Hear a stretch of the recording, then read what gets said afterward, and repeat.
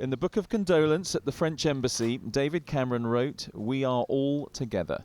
It seems not just in grief, because from here he went to Parliament to tell MPs he's more convinced than ever Britain should be taking part in military action in Syria. Our allies are asking us to do this, and the case for doing so has only grown stronger after the Paris attacks. We cannot expect, we should not expect, others to carry the burdens and the risks of protecting our country. 2 years ago, David Cameron lost a vote here on bombing Syria. Labour opposed him then. The Labour leader now will almost certainly oppose him again. Today, Jeremy Corbyn was content simply to quote the Prime Minister's own words back at him.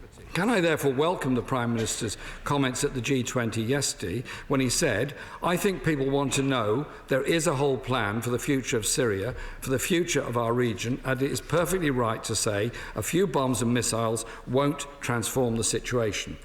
But the pace of military action's quickening. President Putin watched in a Russian military bunker today as cruise missiles were launched at rebel positions in Syria. That came after the Russians confirmed what's been long suspected, that a bomb had destroyed the Sharm el-Sheikh airliner.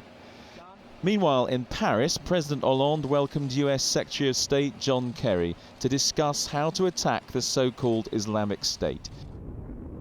RAF Tornadoes are already bombing IS in Iraq, but for them to cross the border into Syria, David Cameron will need some Labour MPs to rebel. This one says he's ready. You must, as an individual MP, look at the whole case put forward by everyone and make an individual decision. So I would do that anyway, and I'm sure Jeremy will understand that, because the number of times which he voted against the Labour position, particularly on issues of foreign affairs, he is bound to understand our need to do that. David Cameron wants to expand their mission. He may be able to count on some Labour rebels, but he still has plenty of convincing to do.